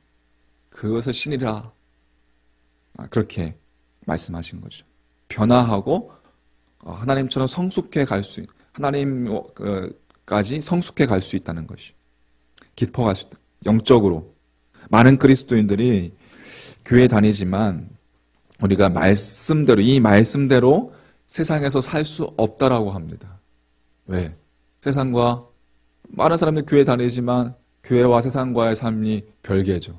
세상에 나가서는 타협하고 불의에 눈 감고 그렇게 살 수 없다라고 자포자기합니다. 물론 그럴 수 있죠. 달걀로 바위를 깨는 듯한. 하지만 하나님께서 만드신 우리가 영적 존재라는 사실, 여러분 그것을 우리가 기억한다라면 우리가 그리스도 안에서 하나님의 사람으로, 하나님의 형상을 지닌 사람으로 거듭나는 자라는 사실, 이것을 우리가 놓치지 말아야 된다고 생각합니다. 그것을 놓쳐버렸기 때문에 그렇게 말씀대로 세상에서 살 수 없다라고 자포자기하는 것. 여러분, 우리는 하나님의 사람으로 부르심을 받은 존재예요. 하나님께 속한 사람. 여러분, 하나님의 영성을 이어받은 하나님의 사람들. people. 그 영성으로 그리스도 안에서 하나님의 말씀에 귀 기울이고 있는 한 우리는 반드시 세상 속에서도 하나님의 사람답게 살 수 있으리라 믿습니다. 정리해보면 하나님께서 주신 영성으로 우리가 예수 그리스도의 십자가를 다리 삼아서 하나님을 바라보며 여러분 오늘도 우리에게 주어진 하루라는 이 시간 주님과 함께 동행하고 주님을 바라보고 주님을 신뢰하고 말씀을 따라서 주님을 닮아가는 예수 따라가는 여러분 모두 다 되시기를 주의 이름으로 간절히 축복합니다. 오직 너 하나님의 사람아 의와 경건과 믿음과 사랑과 인내와 온유를 쫓으라. 믿음의 선한 싸움을 싸우라. 싸움인 거예요. 세상과 믿음의 선한 싸움을 싸우는 거예요. 영생을 취하라. 이를 위해서 네가 부르심을 받았노라. 오늘 하루도 믿음의 선한 싸움 가운데 승리하는 여러분과 저의 믿음 되기를 주의 이름으로 간절히 축원합니다. 8절부터 30절까지만.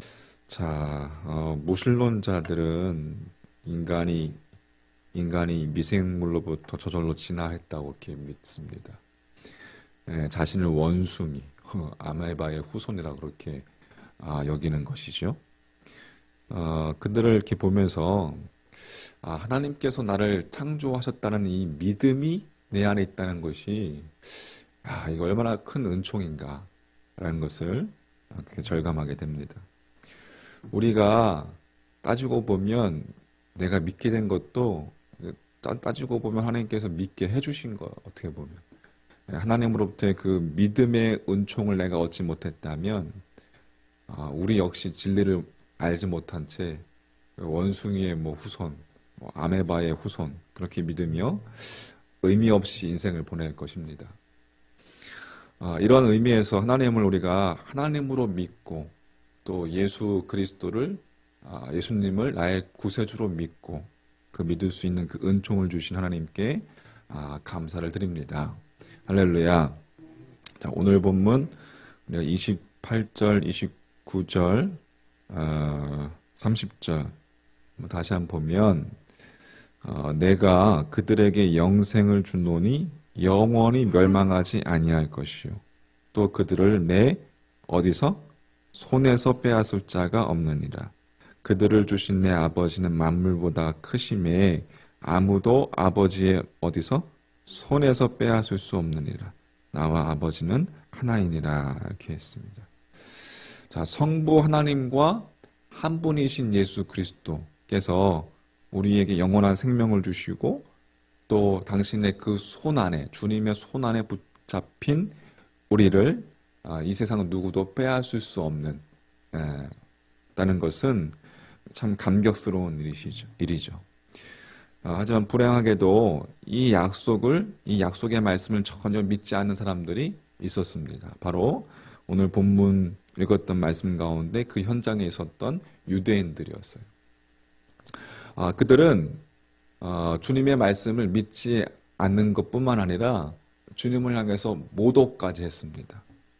그리고 주님을 돌을 들어서 쳐 죽이려고 했죠. 39절 말씀 그들이 다시 예수를 잡고자 하였으나 뭐에서? 그 손에서 벗어나 나가시니라. 자, 그들이 다시 예수를 잡고자 했는데 여기서 그들이라는 것은 방금 이야기했던 유대인들, 당시 그 현장에 있었던 예수를 돌로 쳐주려고 했던 유대인들이었습니다. 하지만 방금 39절은 그 결과를 이렇게 이야기하고 있죠. 그 손에서 벗어나 나가시니라 되어 있습니다. 그러니까 유대인들은 자기들의 그 손으로 예수를 잡아서 쳐 죽이려고 했지만 주님께서는 그들의 손에서 벗어났어요. 유대인들의 계획이 실패했죠. 한번 생각해 봅시다. 상상을 해보자는 거예요. 그 주님을 잡으려고 했던 그 유대인들의 그 수많은 손들을 한번 생각해 보십시오. 그 궁중들. 예루살렘 성전에 분명히 예수님께서 계셨고 또 그 날은 이스라엘 최대 명절이었던 수전절이었어요. 그러니까 수많은 사람들이 모인 거죠. 군중들이 모인 거죠. 수많은 인파로 가득 차 있었단 말이에요. 자, 그 모습을 24절에 이렇게 우리에게 보여주고 있습니다. 24절에 보면 유대인들이 어떻게 하고 애워싸고, 예, 아예 주님을 포위하듯이 애워싸고 있었다는 거예요. 그 엄청난 무리가 그들의 손으로 주님을 잡아서 돌로 죽이려 했던 거예요. 그런데 주님은 그 수많은 인파들로부터 벗어나셨던 것이죠. 한번 상상해 보십시오. 어떻게 그 수많은 유대인들의 그 애워싸움 속에서 어떻게 예수님께서 벗어날 수 있었을까? 주님께서 하신 말씀을 여러분 기억하실 거예요. 내 아버지는 만물보다 크심에 아무도 아버지 손에서 빼앗을 수 없느니라. 그러니까 하나님 아버지의 손, 하나님 아버지께서 당신의 손으로 주님을 붙들고 계셨기 때문에 그 수많은 그 애워싸움 속에서도 주님은 그 누구의 손도 주님을 해칠 수 없었던 것이죠. 하나님의 손과 주님을 해치려고 했던 손을 묵상하는 거죠. 주님을 붙들고 계신 하나님의 손이 만유보다 더 큰 손, 영원한 생명의 손이었기 때문에 그 하나님 아버지의 그 손 안에서 주님께서는 유대인의 손에서 벗어날 수 있었고 십자가 위에서 돌아가실 수 있었고 또 그 죽음을 이길 수 있었고 부활하실 수 있었던 것입니다. 할렐루야. 시편 3편은 아들 압살롬의 구테타를 피해서 도망치는 다윗의 이야기가 다윗의 시입니다. 자식의 칼에 쫓겨서 도망가는 그 자신의 신세 한번 상상해 보십시오. 비참하고 수치스럽겠죠. 그래서 탄식합니다. 다윗이 시편 3편 1절 2절에 여호와여 나의 대적이 어찌 그리 많은지요. 얼마나 나를 치는 자가 많으니이다. 많은 사람이 나를 대적하여 말하기를 그는 하나님께 구원을 받지 못한다 하나이다. 이렇게 다윗이 탄식하는 거예요. 상상해 보세요. 이것도 한번 맨발로 막 도망치는 그 다윗을 보고 사람들이 막 수군거리는 거예요. 하나님께 버림받았다. 수군거립니다. 그 다윗의 생애에서 가장 비참한 순간이었을 거예요. 하지만 다윗의 그 시는 놀랍게도 극적으로 반전됩니다. 3편 6절 7절에 천만인이 나를 에워싸 진친다 하여도 천만인 상상해보세요. 천만인은 얼마나 될까요? 천만인이 나를 에워싸 진친다 하여도 나는 두려워하지 아니하리로다. 여호와여 일어나소서 나의 하나님의 나를 구원하소서 주께서 나의 모든 원수의 뺨을 치시며 악인의 이를 꺾으셨나이다. 멋있지 않습니까, 여러분? 그토록 절망하던 탄식하던 그 다윗이 순식간에 역전해요. 어떻게 그렇게 바뀔 수 있을까? 그것은 다윗 스스로 그 해답을 제시해주고 있습니다. 시편 3편 5절에 내가 누워 자고 깨었으니 여호와께서 나를 붙드심이로다. 그러니까 다윗 자신을 붙들고 계시는 그 하나님의 손, 만물보다 크신 하나님의 손, 영원한 생명이신 그 손을 다윗은 기억하고 있었던 거예요. 모든 두려움과 근심이 순식간에 사라지게 된 것이죠. 천지를 지으신 그 하나님의 손이 자신을 붙들고 있다는 것을 다윗이 인식하자 천만인이 나를 둘러친다 하여도 나는 두려워 아니하리로다. 할렐루야. 영원하신 하나님의 손이 여러분 우리가 붙들고 있는 한 그 무엇도 그 누구도 하나님 아버지 손에서 끊을 수 없음을 믿음으로 고백합니다. 여러분 그렇습니다. 우리가 인생 살다 보면 말할 수 없는 정말 고난과 역경과 고통을 당할 때도 있는데 그 속에서도 우리 그리스도인들이 절망하지 아니하여야 할 이유는 하나님의 손이 우리를 붙들고 계시기 때문에 그렇습니다. 만유보다 크신 하나님의 손, 그 크신 하나님의 영원하신 생명이신 하나님의 그 손 안에 있다는 것을 내가 깨닫게 된다면 그 무엇도 그 누구도 결코 우리를 해할 수 없고 빼앗을 수 없다는 사실을 믿으시기를 주님의 이름으로 간절히 축원합니다. 여러분, 정리합니다. 자동차가 충돌하는 순간 부서질 것은 부서지고 또 이렇게 휘어질 것은 휘어져야지만 덜 운전자에게 덜 이게 충격이 가해진다는 거죠. 충격이 분산되어서 하나님께서 우리를 붙들고 계심에도 불구하고 때로는 우리를 깨트리실 때도 있고 휘실 때도 있습니다. 그것은 우리를 해치시려는 것이 아니라 그 능력의 손으로 우리를 강하게 세우고 우리를 붙들고 계시기, 우리를 살리시기 위함, 바르게 살리시기 위함이라는 사실인 것이죠. 눈을 들어서 나를 붙들고 계시는 만유보다 더 크신 하나님의 손, 그 영원한 생명이신 하나님의 손을 의지하시길 바랍니다. 돌을 들어서 주님을 죽이려고 했던 이 수많은 이 손들로부터 주님이 그 애워싸움으로부터 벗어날 수 있었던 것은 하나님 아버지께서 친히 붙들고 계셨기 때문에 그 손이 우리도 친히 붙들고 계심을 믿습니다. 이사야서 41장 10절 말씀, 두려워하지 말라 내가 너와 함께함이라. 놀라지 말라 나는 내 하나님이 됨이라. 내가 너를 굳세게 하리라. 참으로 너를 도와주리라. 참으로 나의 의로운 오른손으로 너를 붙들리라. 할렐루야. 기도하겠습니다. 하나님 아버지, 장 40절, 41절, 42절 어떤 목사님이 일행과 함께 이제 식당에서 점심 식사를 할 때의 일이라고 합니다. 음식이 나와서 이제 동행한 성도들과 함께 감사 기도를 했어요. 근데 기도가 끝나자마자 이 음식을 나르던 이 종업원 한 30대 안팎으로 보이는 아주머니가 느닷없이 질문을 던졌다고 합니다. 정말 하나님은 살아계십니까? 그리고는 계속해서 다시 물었대요. 정말 하나님은 살아계시다고 믿고 있습니까? 이렇게 질문하는 그분의 눈은 원만 섞인, 엉망이 섞인 그러한 애절한 호소가 뒤섞인 그러한 슬픈 빛을 바라고 있었다고 합니다. 기 목사님이 이제 그렇게 질문하는 의도를 알고 대체 어떠한 일을 겪었기에 하나님이 계시지 않는다고 그렇게 생각하고 계십니까? 한번 이야기를 해보시죠. 이분이 남편은 어린 세 자녀를 남겨두고 일찍 세상을 떠났고 또 남편이 남겨준 유일한 유산인 집은 이제 가까운 사람에게 사기를 당해서 빼앗겨 버리고 먹고 살기가 너무 어려워서 어쩔 수 없이 한 달 전부터 식당 종업원으로 일하는 중이라고 그렇게 이야기를 했다고 해요.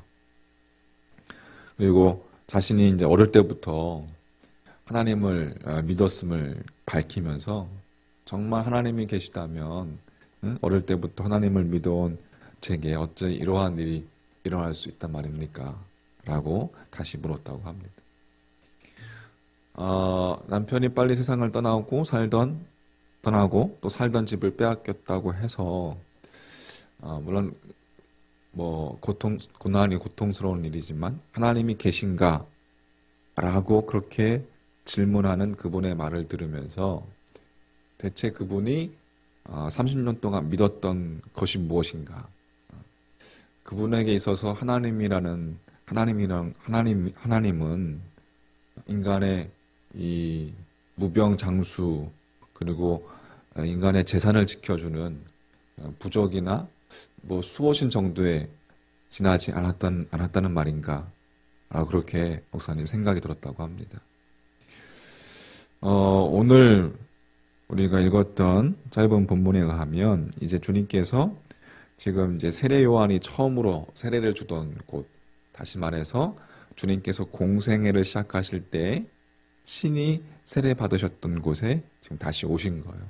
그리고 바로 그곳에서 있었던 일을 42절은 우리에게 이제 밝혀주고 있습니다. 42절에 보면 그리하여 거기서 많은 사람이 예수를 어떻게 하니라? 믿으니라 라고 되어 있습니다. 자, 한두 사람이 주님을 믿은 것이 아니라 그곳에서 많은 사람들이 예수님을 믿었다고 그렇게 기록되어 있어요. 그런데 이들의 믿음도 방금 이야기했던 일찍 세상을 떠난 남편, 또 빼앗긴 재산 때문에 하나님의 존재를 의심하는 그분의 이 믿음과 본질적인 차이는 없어 보인다는 것이죠. 그러니까 본문에서 이 예수님을 믿노라던 그 수많은 사람들, 수많은 백성들 역시 가장 결정적인 순간에는 예수님을 떠나버리고 예수님을 믿기는커녕 오히려 주님을 조롱하고 비웃고 주님께 등을 돌려버리고 말았다는 것이요.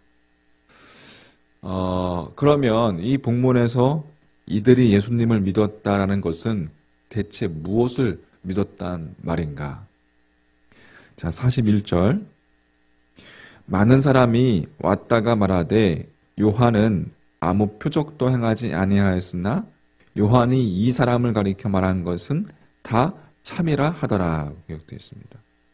그러니까 이스라엘 백성들은 지금 그들은 표적 그리고 기적을 매우 좋아했어요. 기적을 베풀 수 없는 선지자의 말은 아예 믿으려 하지 않았어요. 표적을 전혀 행하지 못했던 이 세례 요한의 그 예수님에 대한 그 증언을 유대인이 믿었던 그 이유도 예수님께서 표적을 행하셨기 때문에 그렇습니다. 요 오병이요, 그죠? 보리떡 5개와 물고기 2마리로 수많은 궁중들을 먹이시고 또 막 바다 위를 막 육지처럼 걸으시던 이 표적. 그 표적이 아니었다면 이들은 예수님도 또 예수님에 대한 그 세례 요한의 증언도 믿지 않았을 거예요. 결국 이들이 믿었던 것은 예수님이 아니라 예수님에 의해서 베풀어진 표적. 자신들의 무병장수와 자신들의 소유를 지켜주기에 충분하고도 남음이 있어 보이는 바로 그 표적을 보고 주님을 믿었다는 것이죠. 그래서 십자가에 이제 매달린 이 주님으로부터 예수님으로부터 더 이상 표적을 기대할 수 없다고 여겼을 때에 이들은 예수님을 미련 없이 떠나버리게 된 것이죠. 여러분, 하나님을 믿는다면서도 우리 그리스도인의 믿음의 내용, 이 믿음의 내용이 여러분 눈에 보이는 표적에 국한되어 있다면 그리스도인들과 다른 종교인들과 별반 차이가 없어 보이는 것이죠. 왜? 이 세상의 모든 다른 종교들도 표적을 보입니다. 표적을 가지고 있어요. 그들도 표적을 보여줄 수 있다고 그렇게 말하기 때문에 그렇습니다. 모세가 지팡이가 던졌을 때 뱀으로 변했던 것처럼, 근데 그것을 애굽의 요술사들도 마술사들도 그렇게 다 똑같이 행했죠.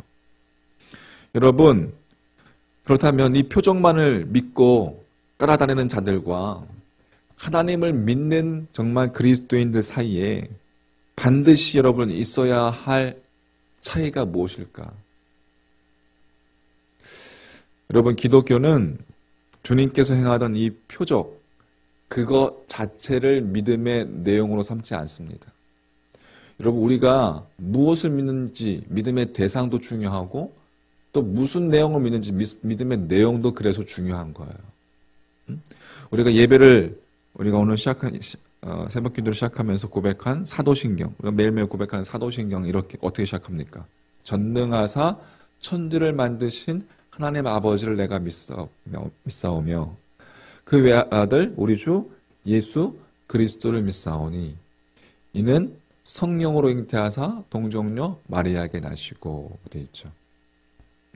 우리가 하나님 아버지께서 천지를 창조하신 것으로부터 독생자 예수 그리스도께서 성령의 능력으로 동정녀의 몸에서 태어나신 것, 그렇게 믿는다고 우리가 고백했어요. 그러면 그 다음에 이어지는 내용들이 뭘까요? 그 다음에는 예수님의 생애에 대한 고백이 나와야 되지 않겠어요? 예를 들어서 예수님께서 공생의 기간에 문둥병자를 낫게 하시고 막 안진뱅이를 막 일으키시고, 귀신 들린 자를 막 귀신을 내쫓으시고, 막 죽은 자를 살리셨으니 이런 걸 믿는다는 그러한 내용들이 우리의 고백 가운데 이어져야 될 거예요. 근데 사도신경은 그와 같은 내용에 대해서는 한 절도 이야기하지 않습니다. 침묵하고 있습니다. 그리고 어떻게 이어지고 있습니까? 본디오 빌라도에게 고난을 받으사 십자가에 못 박혀 죽으시고 장사한 지 사흘 만에 죽은 자 가운데서 다시 살아나시며 하늘에 오르사 전능하신 하나님 우편에 앉아 계시다. 사도신경의 핵심, 즉 우리 신앙의 내용의 핵심은 예수님께서 나의 죄를 대신 지시고 십자가에 못 박히시고 돌아가셨다는 것이 그게 여러분 핵심이에요. 그러나 그 죽음에만 머물지 아니하시고 사흘 만에 부활하셨다는 것. 바로 거기에 있는 거예요. 그게 우리의 영원한 표적이에요. 그리스도인들이 예수님을 믿는 이유는 다른 종교에도 있는 그 표적을 행하셨기 때문이 아니라 그분께서 나의 죄를 대속제물로 대속하셔서 십자가에 못 박혀 죽었다는 사실, 우리의 구원자가 되어셨다는 사실, 그리고 영원한 생명으로 우리를 인도하실 부활자가 되셨다는 사실. 여러분 거기에 있는 거예요. 그러면서 사도신경을 어떻게 마무리하고 있습니까? 우리 죄를 사하여 주신 것과 몸이 다시 사는 것과 영원히 사는 것을 믿사옵나이다. 예수 그리스도를 믿을 때 우리의 죄가 사함을 받고 우리의 육체가 비록 세상에서 흙으로 돌아갈지라도 반드시 그리스도 안에서 부활해서 영원한 생명을 누리게 된다는 것을 믿는 믿음. 그것이 우리가 추구해야 할 믿음의 내용인 거예요. 정확하게 우리가 알아야 합니다. 여러분, 그래서 여러분 세상에서 뭐 병고침 받거나 뭐 병든자가 안진뱅이가 일어서거나 뭐 눈먼 자가 눈을 뜨거나 뭐 이런 것도 기적이지만 근데 그것은 우리의 믿음의 대상이 될 수는 없죠. 그것은 사라지게 될 뿐입니다. 누구나 다 우리는 죽음을 경험하죠. 그러나 그 죽음을 이기신 죽음 이후에 영원한 생명을 주신 십자가에서 우리의 죄를 대속하여 돌아가신 구속의 은혜 또 부활의 은혜 그것이 여러분 우리의 믿음의 내용이 되어야 한다는 것. 자, 정리합니다.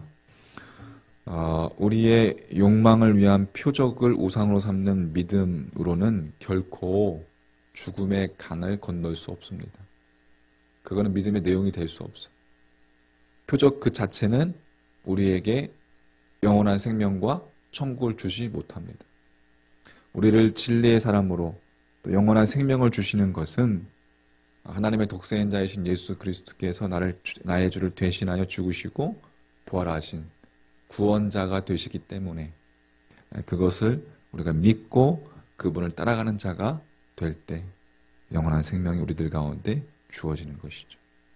이게 바른 믿음이고 그런 믿음을 가진 자의 삶 속에 천국과 영원한 생명의 능력이 임하게 될 줄 믿습니다. 그렇게 오늘도 주님 따라가는 그냥 귀한 여러분과 저의 믿음의 자세와 모습이 되기를, 믿음의 내용이 되기를 주의 이름으로 간절히 축원합니다. 아멘. 기도하겠습니다.